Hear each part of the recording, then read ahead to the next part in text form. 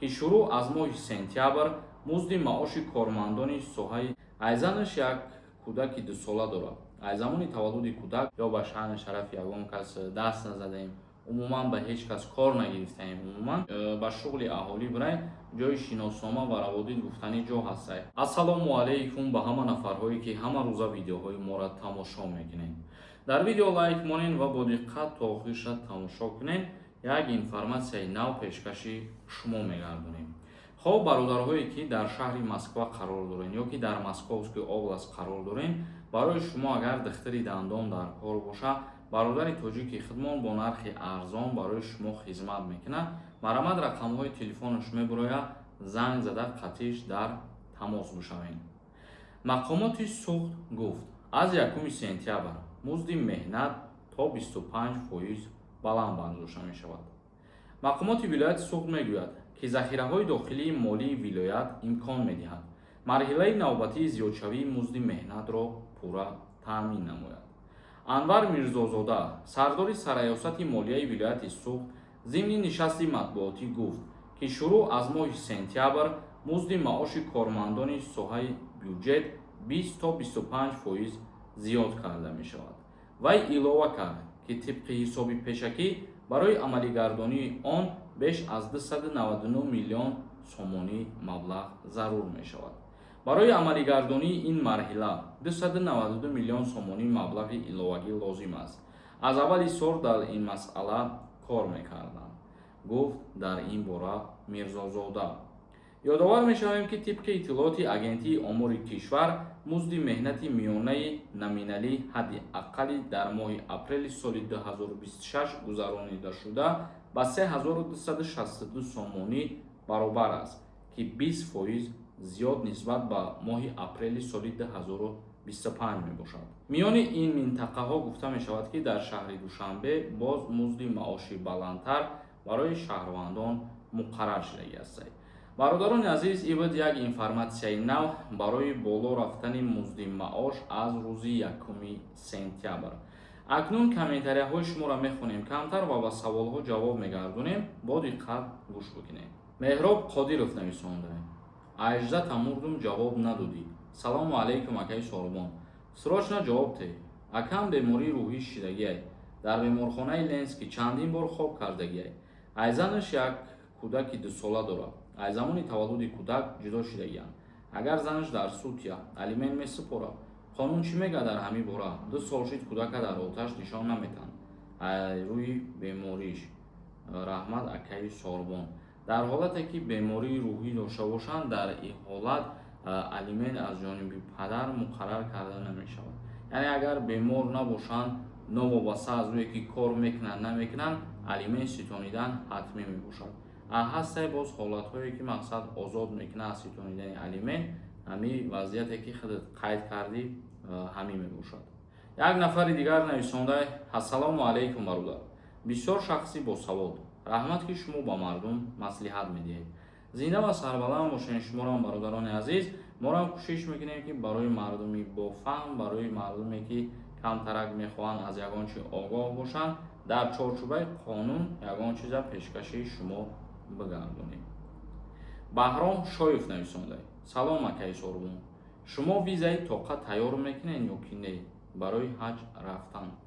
яъне визаи холӣ гирифтанӣ бошед? агар бале, визаи холира мешавад тайёр карда.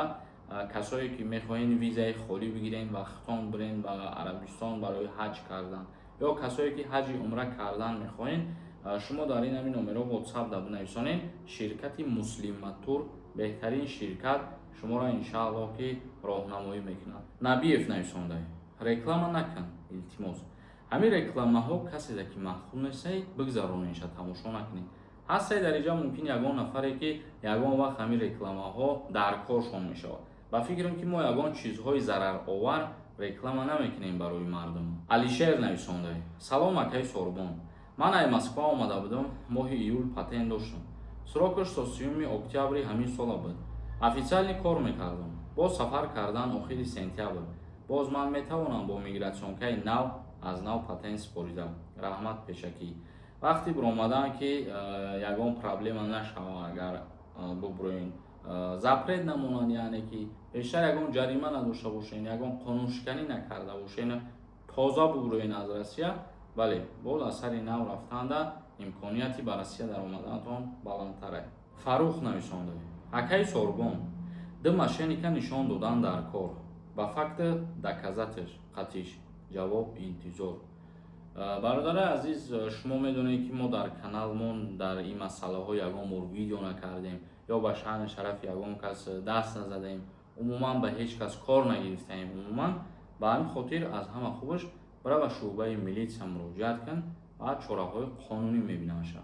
Азам нависонда: салому алайкум ака, ман 5 моҳ боз дар Тоҷикистон 1 ҳафта пеш ба реестр дохил кардам. Аз чӣ сабаб бошад, ҳоло ба куҷо бояд муроҷиат кард?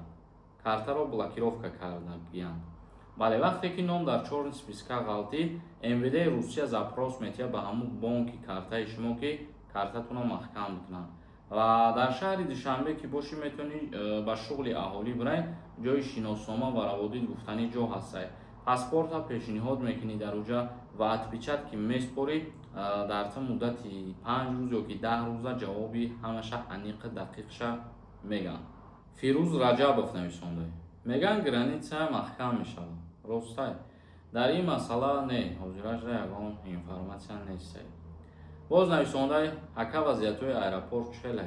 Вазъиятҳои аэропорт рафта омадастиянд мардум, баъзан ҳолатҳое мешавад ки ягон рейсҳо ягон соат задержка мешаванд.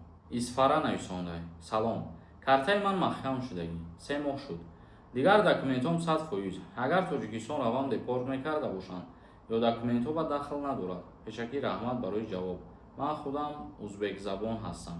Агар хато нависта бошам узр.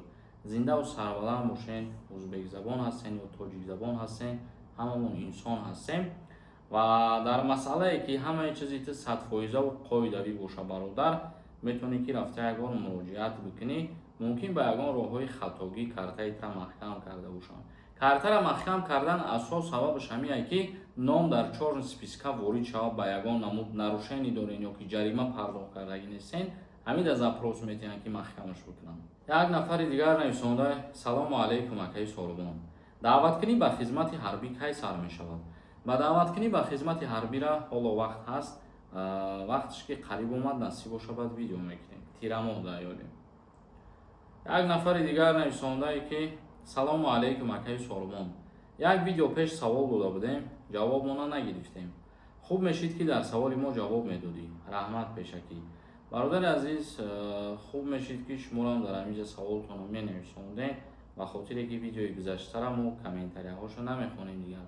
Ҳар рӯза ҳамин видеоро мо ҷудо мекунем, комментарияҳои такрорӣ набудагиро мехонем. Тамом. Боз нависонда: акаи Сорбон, гоз сираве мешавад? Гоз сиравӣ бале мешавад.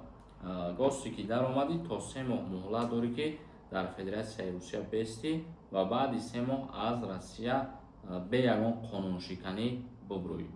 Зинда ва сарбаланд бошен тамошобинони азиз, саволҳо боша дар комментария бинависонед. Худо хоҳад боз дар видеои дигар мехонем. То барномаҳои дигар, худованд ҳамаи мо шуморо нигаҳбон бошад.